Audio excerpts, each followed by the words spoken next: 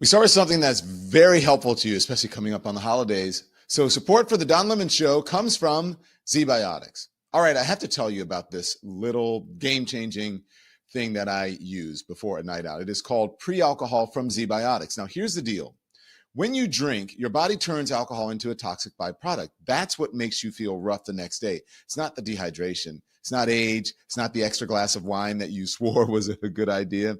ZBiotics PhD scientists engineered a product that breaks that stuff down while you sleep. You just make pre-alcohol your first drink of the night, drink responsibly, and you'll actually want to get out of bed the next morning. I tried it for a friend's birthday dinner, and let's just say that there was tequila involved, and the next day I was up early, hanging out with the dogs, feeling great. No drama, no regrets, just ready to do the show and bring you the information.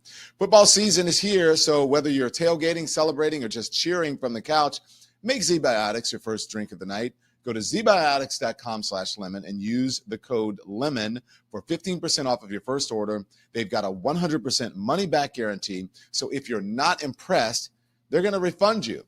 That's zbiotics.com/lemon. The code is LEMON.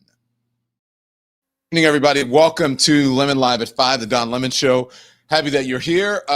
We have a fantastic show for you, prepared for you. Two phenomenal guests that you're going to get to meet, and you want to hear their story. So welcome to the show. Is America in the midst of a civil war? Apparently, that is what the President of the United States believes.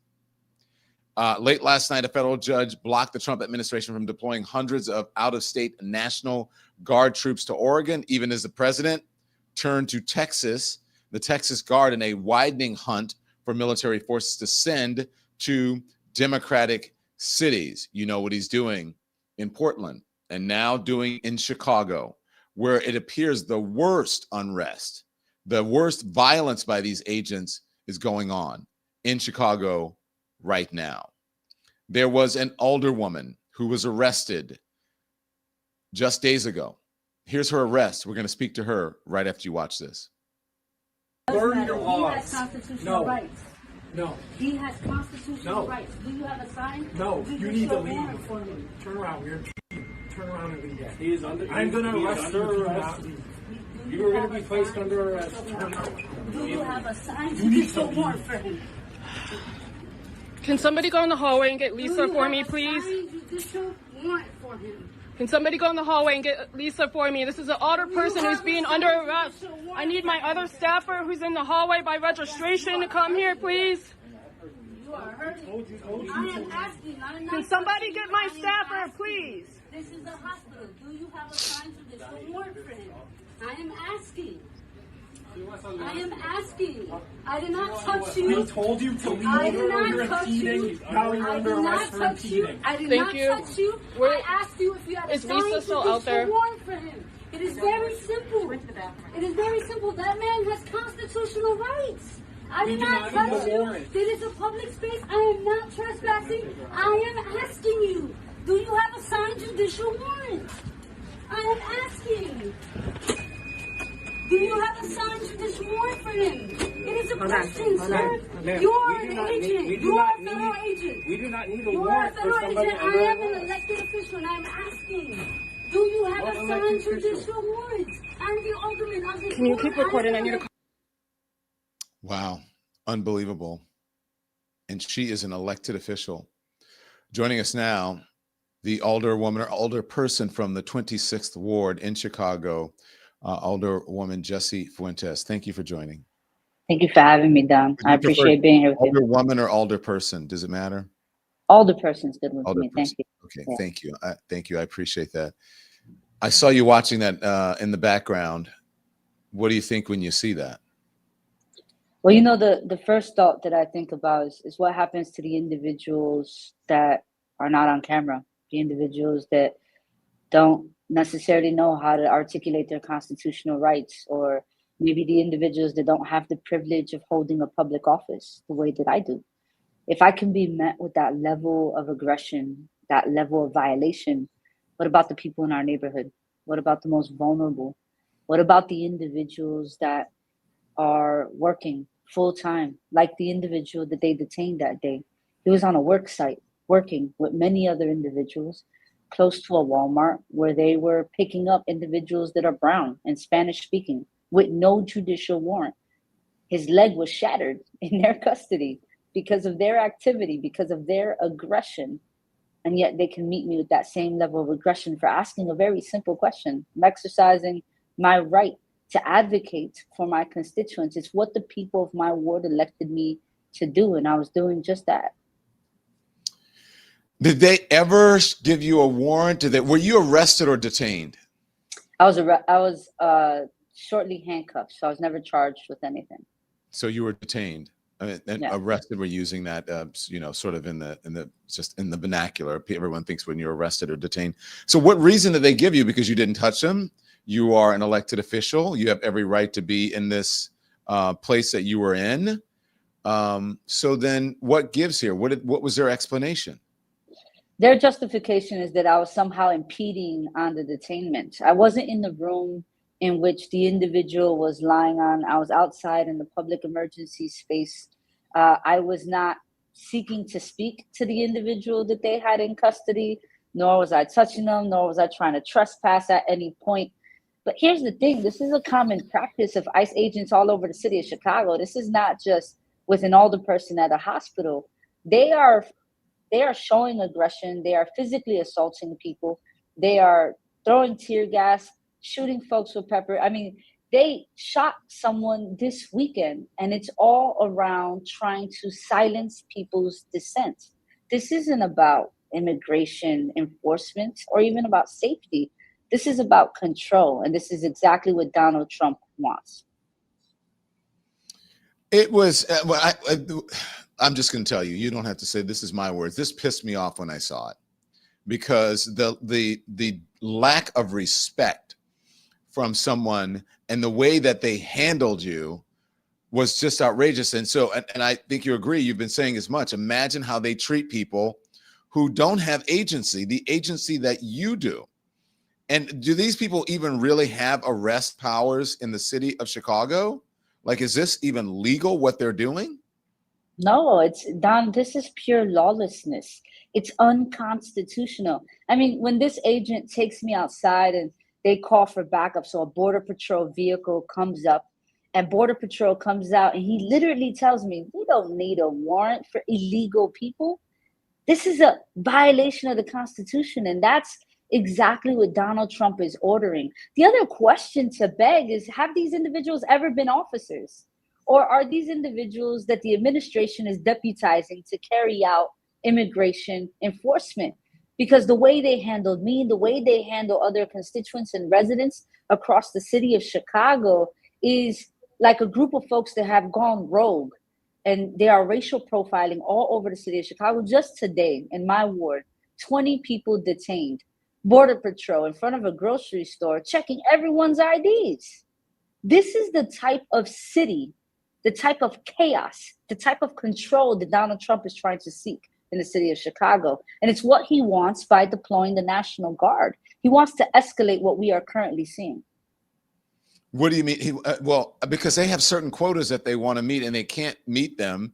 They have to please the king, right? Donald Trump. Holman has a job. Kristi Noem has a job. They have to report back to him. He wants to have a record on the number of deportees, a record number, and he's not going to get that number. So, of course, they're standing out in front of supermarkets, which is just outrageous. And to me, I don't even know what your background is, if you're a Democrat or Republican.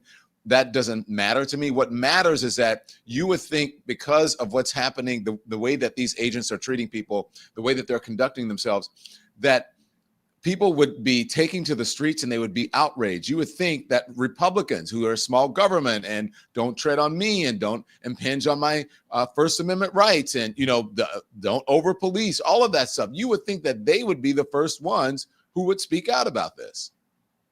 Yeah, absolutely. I mean, this shouldn't be a partisan issue. This is a violation of human rights, what we are seeing in the city of Chicago. Whether you're a Democrat, Republican, or an independent, this should enrage you, right? This is not only impacting the individuals who are the backbone of our economy, the people who create the very fabric of our country, but it is dismantling our democracy.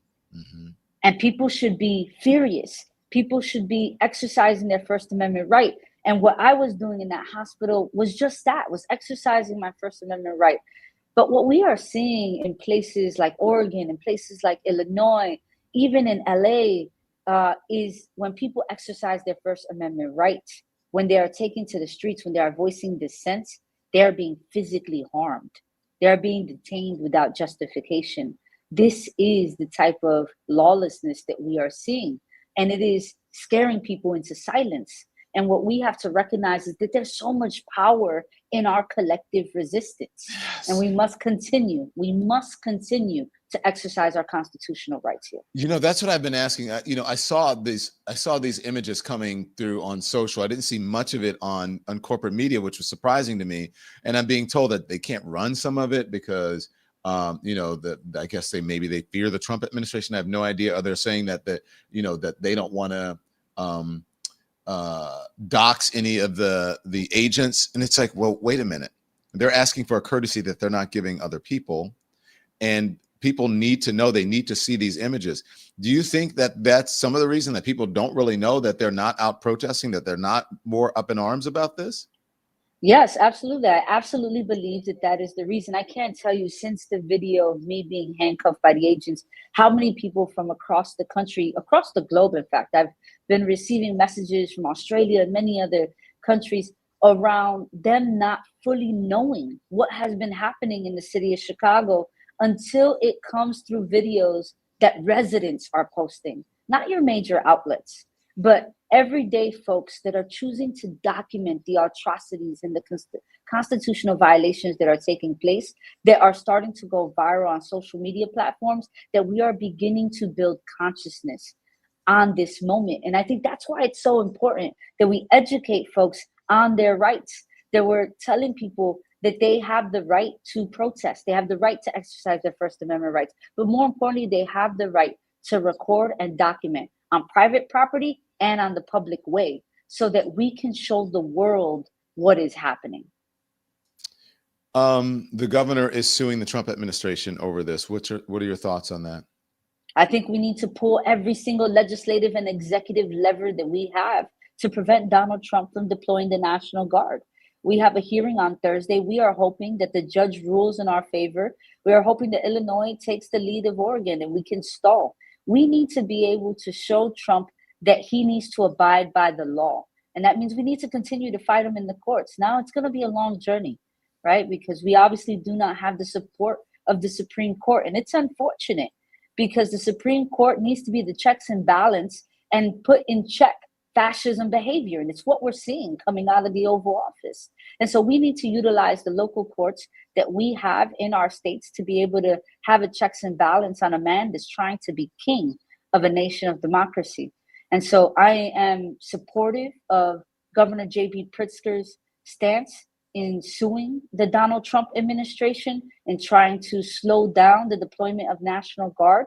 And I am supportive of our local mayor, Mayor Brandon Johnson, who just created ICE-free zones through an executive order this morning, protecting city assets and allowing small businesses to opt in, to make it illegal for ICE to be able to set up shop or create headquarters in any of our properties.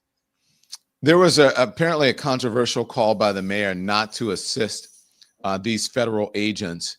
What do you think of that? I think even if they were in trouble, if they wanted some assistance from the local police, what do you think of that call?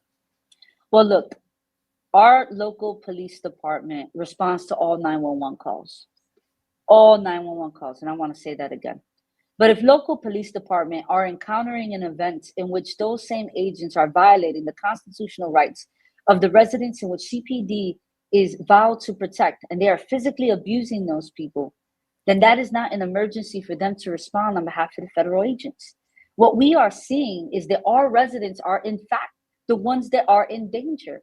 The federal agents that Kristi Noem and President Donald Trump has deployed to the city of Chicago are harming our city. This is not, again, about public safety. Look, our homicide rates are lower than they have been in decades. The city of Chicago, in fact, is safer than it has been in decades. What's creating violence, what's creating insecurity and lack of safety for the constituents of this city is the federal agents that are coming out of the White House and out of the Donald Trump administration.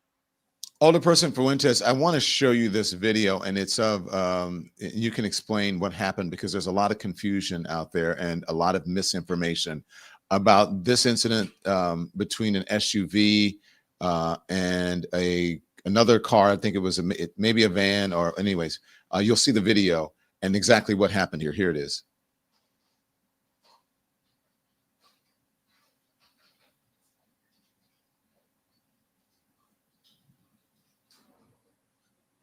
So what is happening? Is that an ICE agent? What is an ICE agent in the front? Like, what is going on? Is she trying to get away?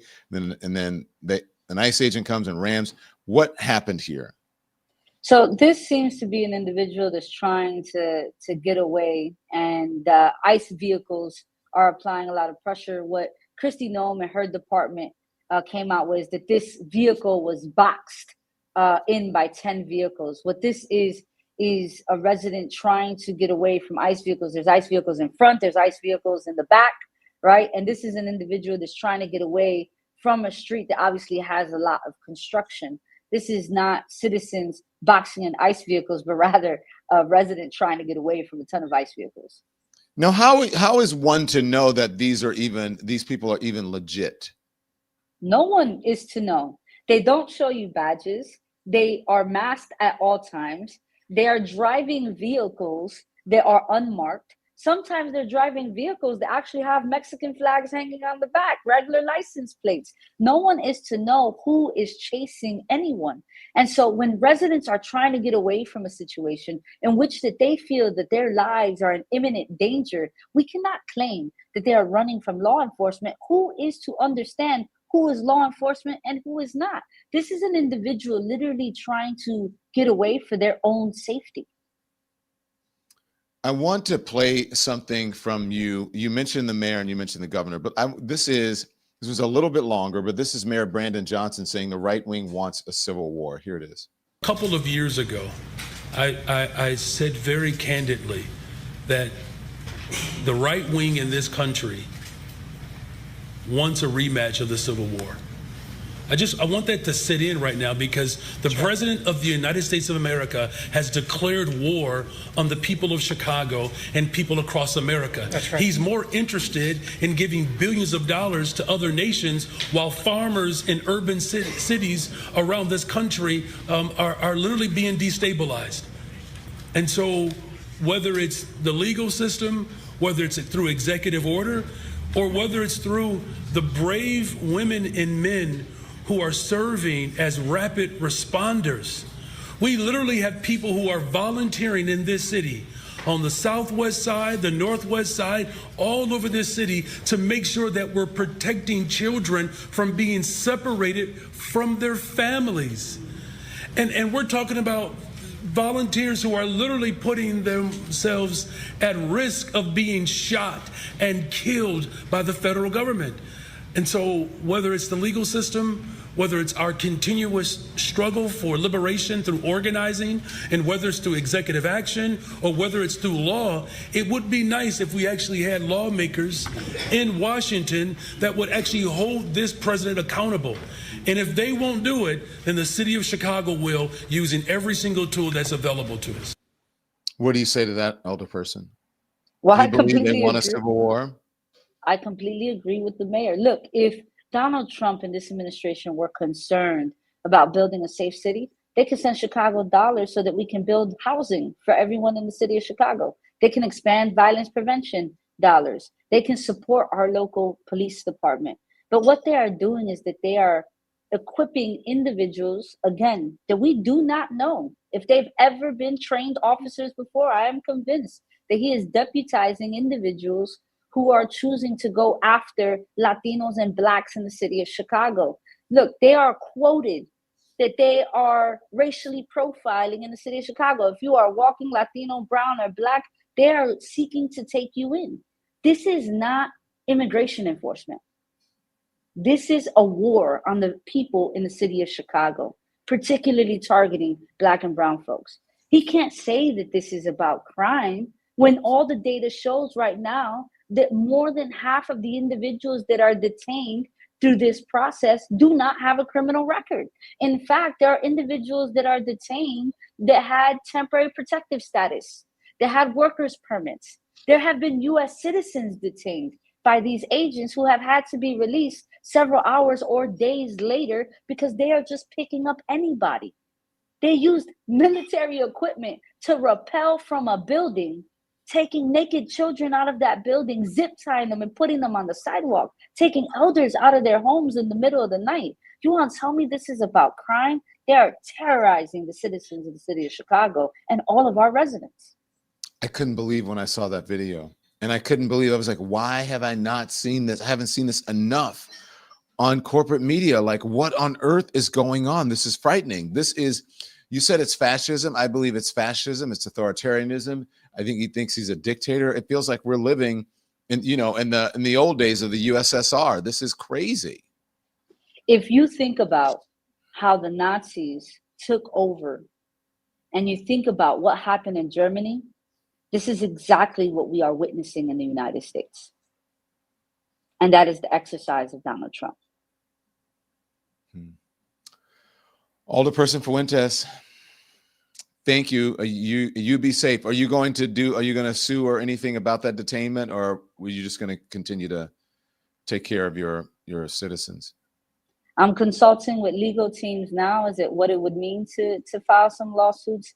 I am more, though, concerned with the individual that's still in the hospital, who had his leg reconstructed, who will have another surgery in a week, in which ICE agents are still in that room, have not allowed the lawyers who want to represent him to go in, have not allowed his family to talk to him. I am more concerned right now that that individual has access to an attorney, because what has happened to him is not just unconstitutional, it is criminal. Yeah. And that's what a public servant is supposed to do. And so thank you for doing the work that you were elected to do. And thank you for being a patriot and a great citizen. And we appreciate you coming on. Good luck to you. Okay. Thank you so much, Don. Have a beautiful day. Thank you very much. So you as well, you know, what's happening. You guys know what's happening in Arizona. Well, not in Arizona, in Washington, D.C. So there was this woman who has been elected. She's the Congresswoman elect in Arizona. She is going to be the deciding vote on whether to release the Epstein files. But for some reason, I wonder why, I don't know why Mike Johnson is not allowing her to be sworn in, or is taking his sweet time. I don't know if he will ever do it. Well, that Congresswoman elect is here. Congresswoman Adelita Grijalva is here, and we're so happy that she is. We're going to hear from you. You mind if we talk a little bit of the day's news and then talk about what's happening with you? Oh, absolutely. It's so nice to meet you, by the way. It's a pleasure to meet you. I want you to stand by. I'm honored as well. Give me 2 minutes. We're going to hear from our sponsors, and then we're back with the Congresswoman elect. Word from our sponsors. This episode of the Don Lemon Show is brought to you by Graza, the olive oil that made me retire every other bottle in my kitchen. So here's what's special. Graza bottles their olives in the same season they're picked and pressed, okay? You can literally see the harvest date on every bottle. That's freshness that you can taste. They got two kinds, sizzle and drizzle. Sizzle is for your everyday cooking, all right? Perfect for that roasting, sauteing, and all that. Let's just throw it in the pan and see what happens kind of cooking. That's my kind of cooking. And then there's drizzle. It is bold, peppery. It's a perfect finishing touch. I drizzle it on everything, salads, pasta. You can even do it on ice cream. Don't judge it. Don't judge it till you try it. You can even do it in martinis. I'm telling you. All right. So I love cooking for friends, and Graza makes it easy. Sizzle for the skillet, drizzle for the table. And right now, it is their annual site-wide sale through October 21st. Discounts automatically applied. No code needed. Go stock up for the year at Graza.co. That's Graza.co, or you can hit the QR code. The Don Lemon Show is brought to you by the Freedom from Religion Foundation, because the First Amendment is not a suggestion. It is the law.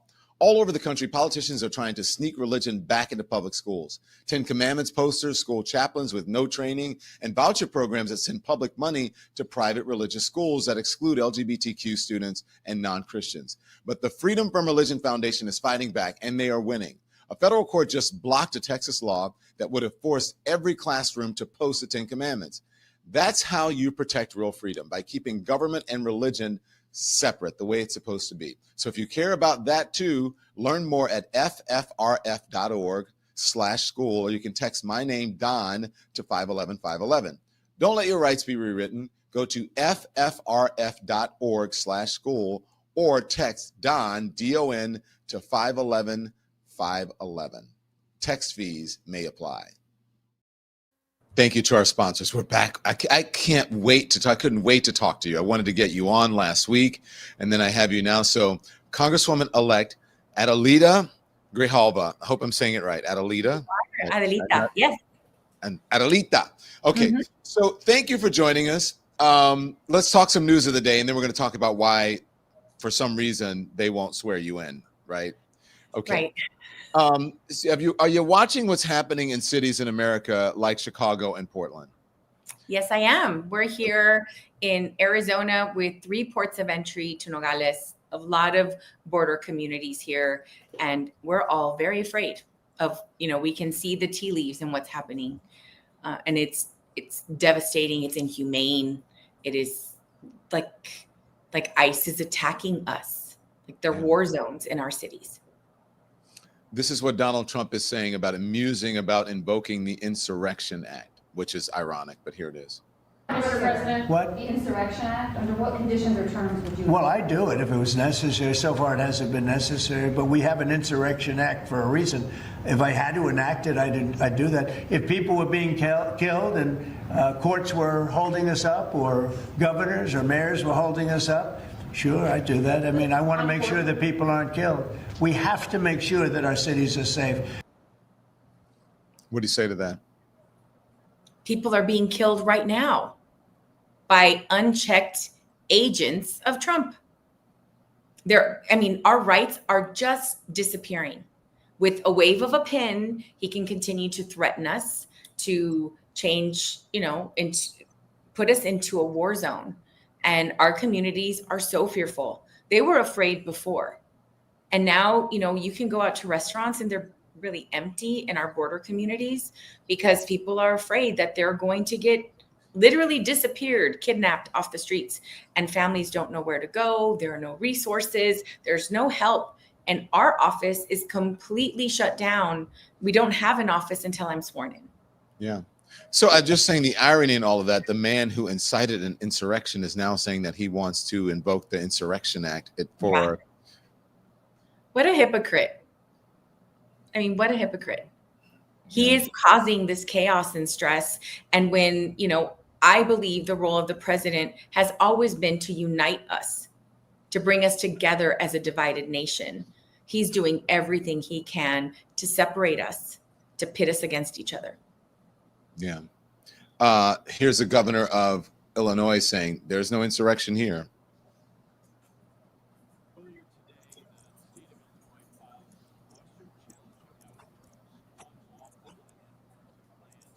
Do we have it, Andy? Oh, there he is. We can't hear it.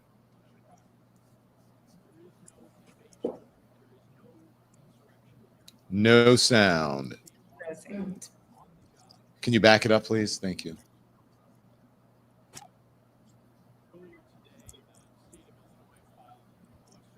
Maybe there's no sound on the beginning. Okay. Anyway, he says there's no insurrection act here. Let's do the other one. He says that he won't march toward autocracy. Here it is.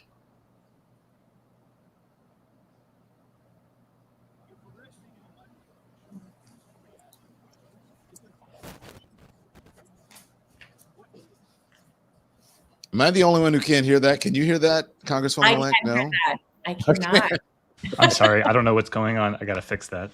I can hear rumblings like paper moving and stuff. Yeah, I could hear that too. I don't know what's going on. So anyway, so we usually have the sound, okay, just so you know. So today there's a little bit of I've seen your show. I know you do. You guys have all right, good. Look, let me show you this because this is what outraged me. I wanted to hear from the governor first, but then I want to hear this is ICE agents pepper spraying a woman in Portland for no reason. Here it is.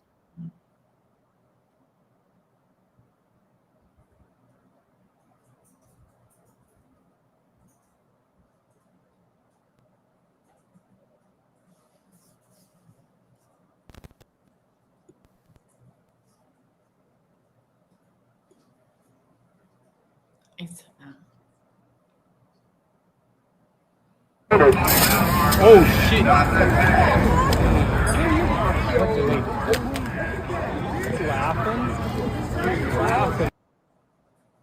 So what's that all about? where is the accountability for that? I mean, this woman has the right to go up and be concerned about their presence in her community. Where's the accountability to that officer? It's almost like it's an incentive to see how cruel they can be. And I don't know why they think that there are not going to be consequences for this. There will be consequences. What do you mean? What do you mean? Our elections are coming up, and people that are on the fence thinking they're having buyer's remorse about Trump are thinking, is this the world that I want to live in? And many people, independents, Republicans, have reached out to me saying, this is not the direction that I thought our nation was going to go in. And my hope is that people have the strength to stand up for each other and face it when we're facing this kind of scapegoating and just cruel, horrible treatment. But, you know, for those of us who have the privilege to be able to vote and be able to have active voice, we need to.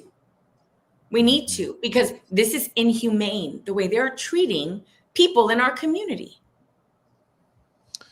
So let's talk about, thank you for responding to that. Let's talk about you. And you were elected by the people of Arizona.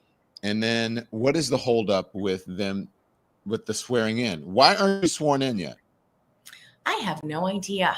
So Speaker Johnson, just to be clear, has not communicated directly at all with me, with anybody. Not at all. Not at all. Leader Jeffries has been reaching out. Minority Whip Clark has been reaching out. Chair Garcia, and we've had 8 mayors in our community send a letter. And essentially what is happening is on April 1st, there were 2 Republican representatives that were elected, Petronas and Fine.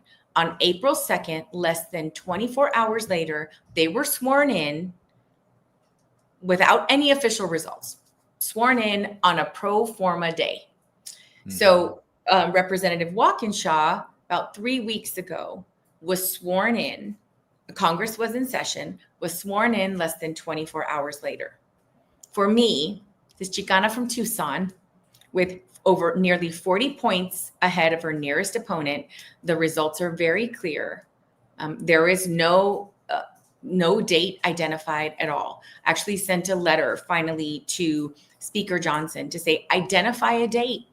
I'm a mom of 3 kids. I made flight plans for my kids to get to DC so we could be there together. This is a very special moment as like a mom and a wife. I want to share that with my family. And that was supposed to happen on the 7th. And then he canceled all of the votes and now has made public statements that they will not be in session again. The House will not be in session again until the Senate does their job, which essentially means taking this budget, this reconciliation that Democrats had no role in. There was no opportunity for us to negotiate terms. And now if the Senate Democrats don't agree to that, then we're not coming back into session. And what Democrats are fighting for is health care for people. I mean, in Arizona, we're going to lose babies, our children. 1 in 5 children are going to lose their health care. It's like we are fighting for the American people. So you think this is strategic because he doesn't want, because of the votes, right? Because you make a difference. Mm-hmm. And do you think that's for the CR, but do you think there's an Epstein angle to this? Okay, so I was never part of like this big conspiracy about the Epstein files. Everyone started talking about it and very concerned for my safety because I'm number 218. And I just thought, I'm going to get sworn in. I'm going to sign the petition. But every day that passes, it becomes clearer to me that the only difference between myself and 3 other representatives that were sworn in under special elections is the fact that I'm going to be that 218th signer, and perhaps Johnson needs a little more time to try to convince one of the 4 Republicans to remove their name from the petition. Wow. So Yeah. why on earth would you even want to go to Congress and be involved in this? I think it's commendable that you do, but that's a big undertaking, especially and for you're the deciding vote on many issues. Yeah. Well, my dad, Congressman Grijalva, left like an incredible legacy of public service. And so as his eldest daughter, we all got little bits of his personality. And so public service in this way, in elected office, was something that drew me in. And so when he passed away, my youngest son, actually, Joaquin, said, so if you don't do it, if you don't run, who's going to? And are they going to do a better job than you? And what would Tata say? So he made the path for me very clear, because, as a mom, I know many of us are parents. When you have to make sure your kids are good before you're able to, provide help to anybody else. And so as long as I knew that they were going to be okay, we did this. And we announced on March 31st, like 2 weeks after my dad died. And within 4.5 hours, we had enough signatures to be on the ballot, like totally verified, ready to go. So this community just overwhelmingly supported me and has continued to do that. And I am so angry for Arizonans that they want a representative. Whether you voted for me or not, I am your representative, and I'm getting shut out of being able to vote and support in the way that we know is critical. Yeah, and pardon me, my condolences to you for your dad, who was just a hero and a legend. Yep. A hero and a legend. So what do you think? Would you vote to release the files? Oh, absolutely. I said that way before I was elected. Actually, it was one of the questions in our debate, and my Republican opponent also said he would sign. So this issue was not a really big issue here locally. We were talking about policy, immigration, where I stood on, our environment, protecting public education, our democracy, rights. I mean, those were that was the policy that we talked about in the campaign, and what, once elected, I will be focused on. But it has been since then that the Epstein files has just sort of taken up the oxygen in the room, because that is the most pressing issue. So many people want to know what's in there, because this administration has been like putting firewalls up to block it. I mean, Speaker Johnson ended votes early about a month and a half ago in order for the vote not to come to the floor. So that is the outstanding issue right now as I see it. It's really bizarre. I wonder, Congresswoman-elect, what's in those damn files? Oh my gosh, me too. Because it's like, what are you hiding? What do you know is in there that you are so worried about getting out? Because I really, truly, as I said earlier, I'm not a conspiracy theorist. I'm like, there probably isn't that much in the files, but that seems to be the only outstanding issue right now. Like, otherwise, why can't I get sworn in on any of the pro forma days? I mean, there's no reason for me not to. And whether he wants the House to come back for action or not, many Democrats are there. I was there last week with the Democratic caucus. About half of our Democratic caucus is there now. And we still don't know. We're on this 48-hour window for votes. But when I get to Congress, I have to wait to be escorted in, because I don't have any reason to be there otherwise. I don't have staff, I mean, it's just been very frustrating to not be able to do what I know needs to get done, especially in this time. We have over 10,000 federal workers that are not going to be getting a paycheck. Historically, during a shutdown, congressional offices and Senate offices are overwhelmed with requests for help. I want to ask you, I like to ask people, when you are, you're sitting in Arizona and you're watching what's happening in Washington, D.C., What does that feel like? I mean, does it feel like a foreign country? Does this feel like your country No. or our country? I'm curious to see how other people are interpreting what's happening in our nation. And if they were to put themselves in the position, let's say you're a big Trump supporter, and you put yourself in the position that individual and the president doing all of these things was Obama or Clinton, how would you react? Would you feel like your democracy was under attack and being threatened? Because that's how I feel. I feel that every day that people are able to manipulate situations. I mean, how is it that we have a person sitting in the White House that is got a $4 million plane, has raised $1 billion in their own crypto during their billion, not for $1 million, billion. No, with a B. With a yes. B, yes. Yes, with a B. This is the recent. And so how much can an individual enrich themselves from their position? So you want us as members of Congress to not trade stocks, which I totally agree with, by the way. But our president can have a for sale sign on the White House. Your justice is for sale. Your opportunities to become a citizen in this country are for sale. You buy that $1 million gold ticket, you can be a citizen too. He's creating a society of the have and the have-nots. And 99% of us are in the have-nots.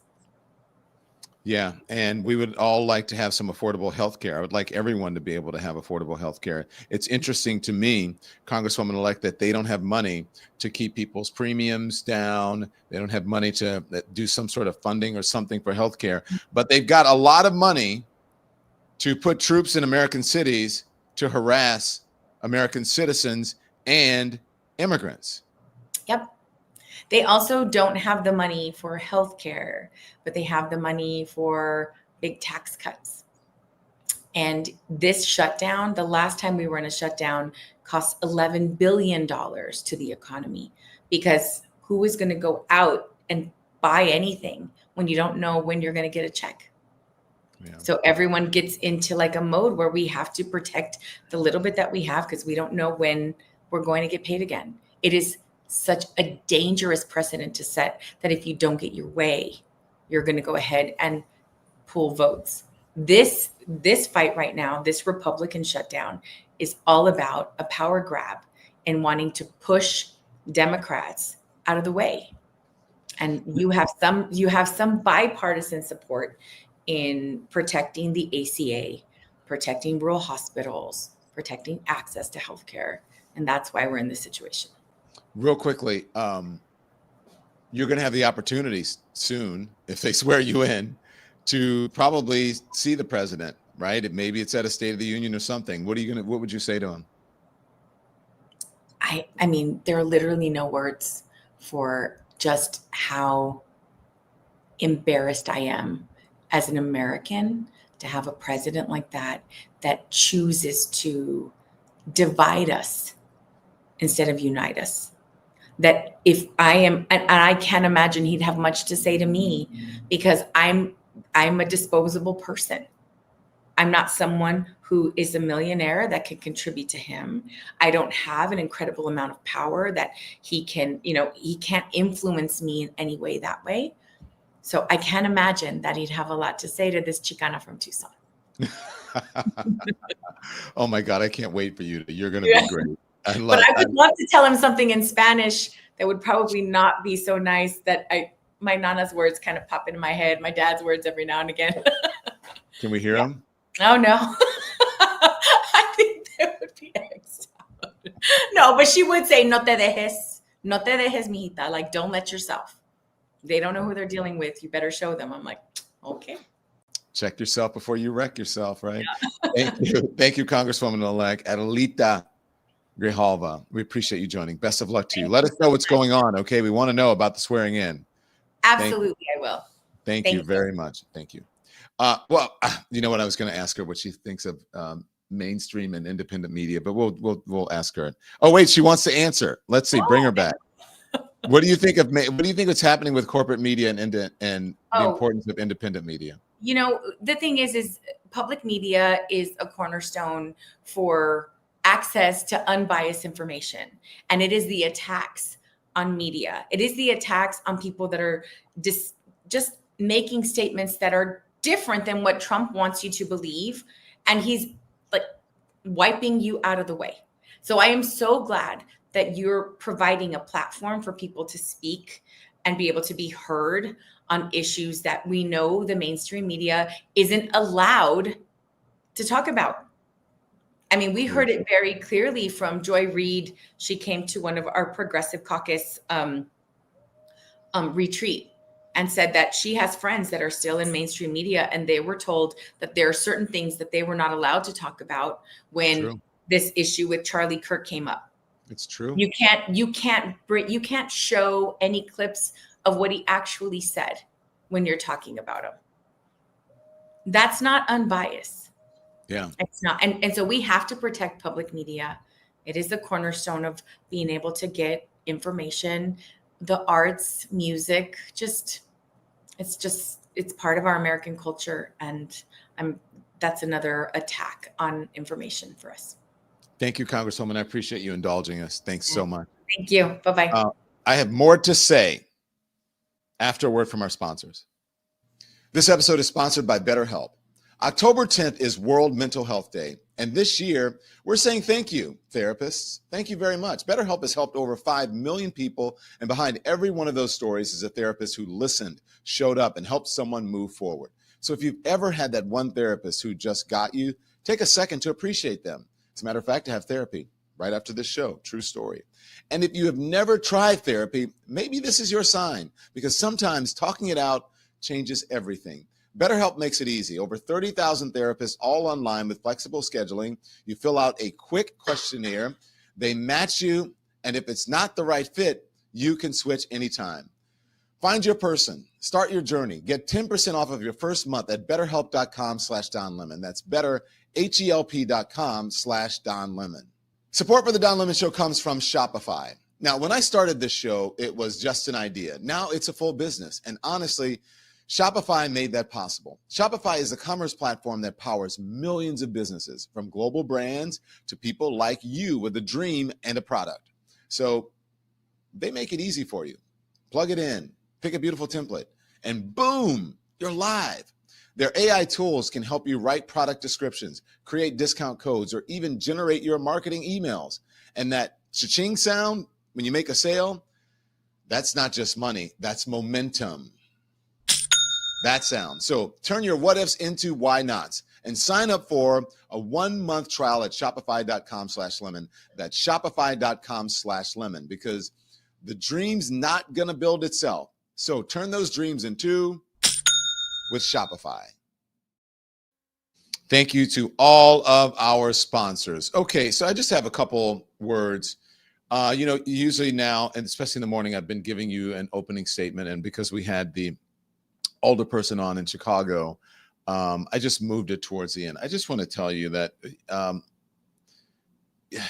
people, don't be afraid.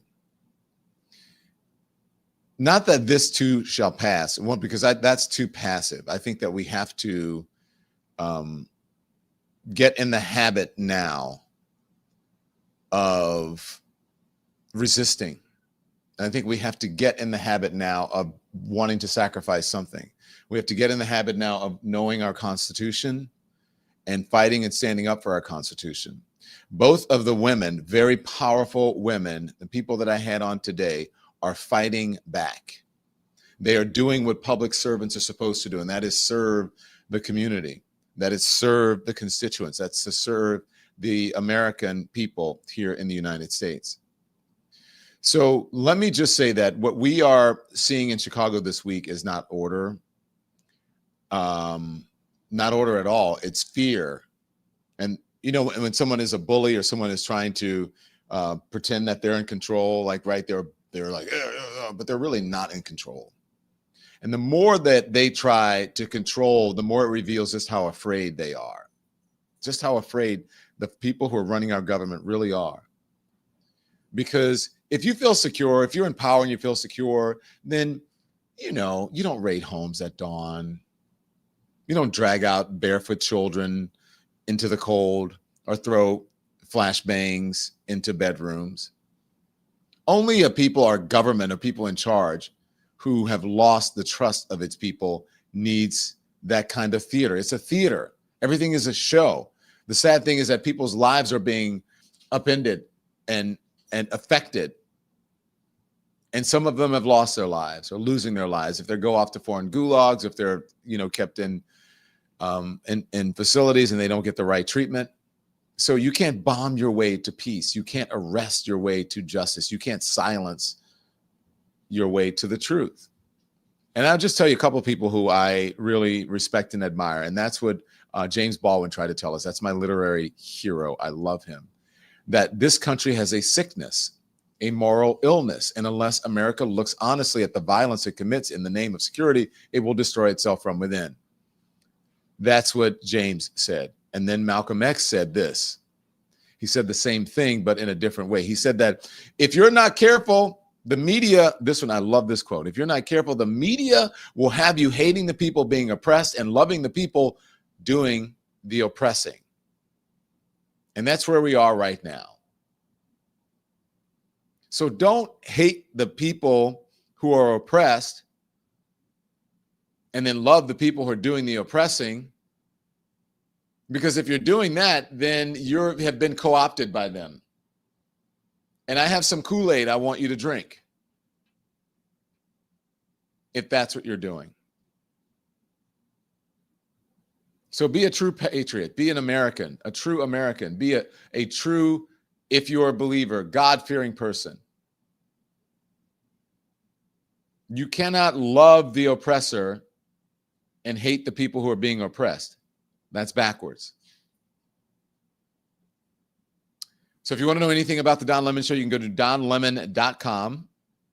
Check it all out there. Hit the watch button. You can find out where to subscribe, how to join, and then you can also get our merch, okay? Either here or you can go on to donlemon.com and you can grab the merch. You can get the shirt that I'm wearing. So I appreciate you joining us. By the way, we have a members-only show coming up right after this, okay? A members-only show right after this. I believe you'll be redirected if you are a member on that tier where you get to be part of the private show. You will be. Okay, thank you, Nikki. And don't we have some merch photos from, we always tell you, email, it's the donlemonshow@gmail.com. If you buy our merch and you wear it, then you should send it to us and we'll put it on just like this. Who's this? Oh my God, gorgeous. Who's that? This is Yolanda from Georgia. All right, Yolanda from Georgia. I see you in those jean shorts. Those, what do you call it? Hoochie daddy? Can you call it hoochie mommy shorts? I don't want to be disrespectful, but I mean that in a good way. You look good in those. I love the fan. You look great. Yeah, all three of these are Yolanda, and that's all we have today, but they're great. Thank you, Yolanda. And thank you, everyone, for watching, okay? So I really appreciate it. So here's what I always say. I want you to be informed without being inundated until I see you back here tomorrow morning at 10 a.m. Eastern time for Hot Topics or on the private chat that we're going to have a private stream in just minutes. Turn the TV off. Thanks, everyone, for watching. Your support means the world to us. So make sure you hit the like button and you subscribe to our channel to make sure that you never, ever miss a video. We're live every day, 10 a.m. Eastern time. We drop even more content at 2 p.m. Eastern and 5 p.m. Eastern. And if you want more Don Lemon Show content, we'd love for you to become a member of the Lemon community, where you will receive access to special community posts. You'll get exclusive content and members-only live shows. So head over to our channel page or click the join button on this video. Again, thank you for watching. We appreciate your love and your support.